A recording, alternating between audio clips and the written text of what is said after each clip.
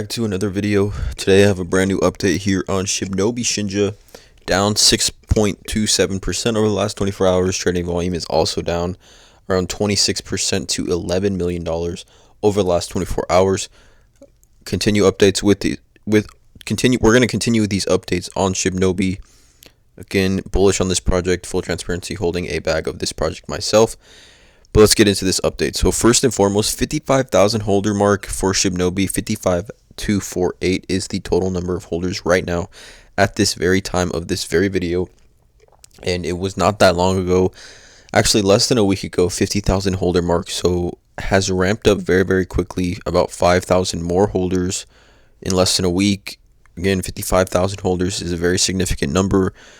50,000 holders is a significant number, but to be 55,000 very, very quickly, 60,000 seems to happen very, very quickly after that.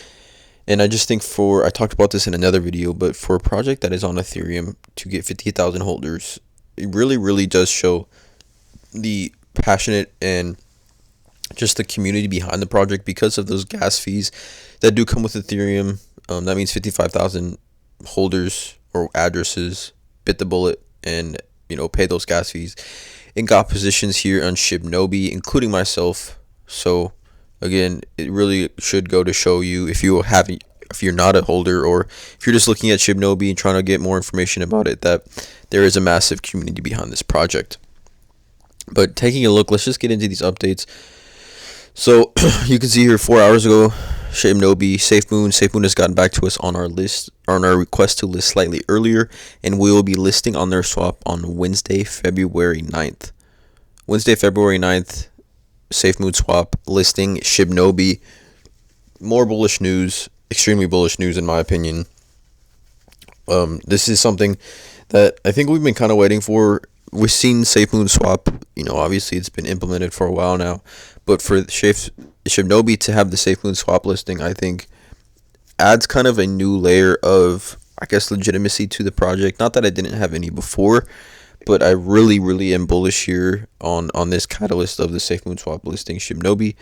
And then, of course, they have the AMAs all the time, the Shinja AMA recaps, aka Cliff Notes. And Cliff, again, if you didn't know, was the founder and CEO of Shibnobi. And this is an AMA from yesterday, so let's just go over these notes. Again, great source of information. So, pre-sale violator. Again, if you break the rules as a private sale investor, they kind of do punish you for it. So, as everyone's likely aware by now, we had another private sale investor that broke the rules and sold 728 Ethereum worth of Shinja this morning. His wallet has been blacklisted and the remainder of his tokens, 84 quintillion, will be burned. So it kind of helps out the rest of the holders, again, when this kind of happens.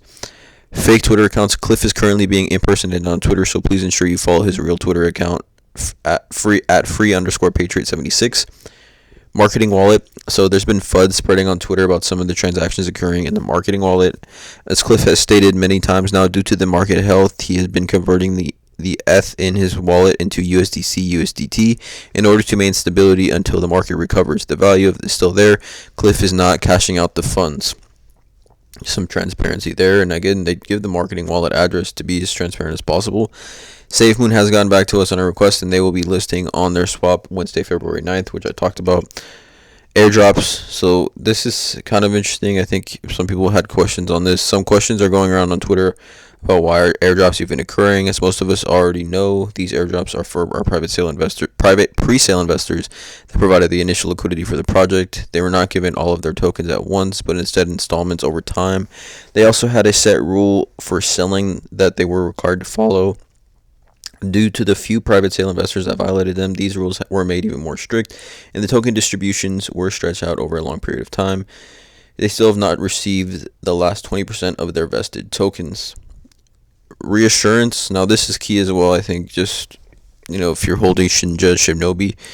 Cliff stated that the dumps will inevitably happen again. That's just the nature of trading. We will climb back up to a new all-time high, and investors will begin taking a large profits. Then we'll climb back up to a new all-time high again. Many successful projects have gone through the same things. Shiba Inu and SafeMoon. Our community needs to not panic when these things happen, but instead realize that we haven't even started launching utilities yet. This is just the beginning. Now, that's kind of my thinking on any crypto project, it's going to be up and down, and it's going to be a lot of profit selling early on, especially when you have crazy pumps like Shibnobi's had. But what I've been talking about in these videos on Shibnobi is that they have real utility and like real things that they're working on.